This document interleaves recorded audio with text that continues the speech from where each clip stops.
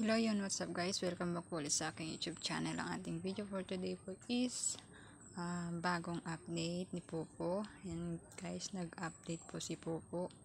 Meron na siyang bagong games. Ayan, ito yung games niya noon kasi. Punta tayo dito sa may tatlong hit na lines. Ayan, sa rewards. Ayan.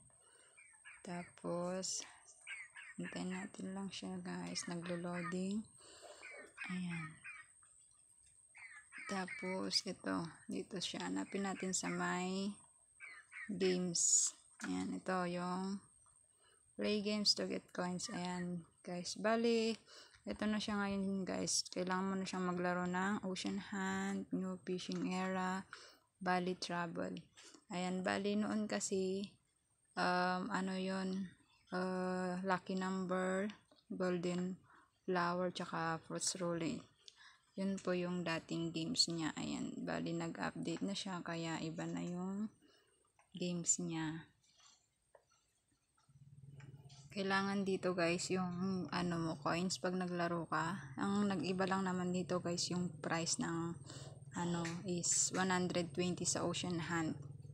Ayan, yung Ocean Hunt kasi guys, 120 yung minimum na coins para makapaglaro ka.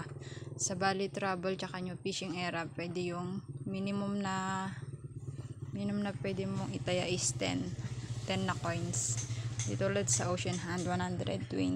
Ayan, kailangan manalo para makuha mo yung 60 na coins. Ayan, bali, yun lang po guys, ang bagong update ni Popo. See you in my next video.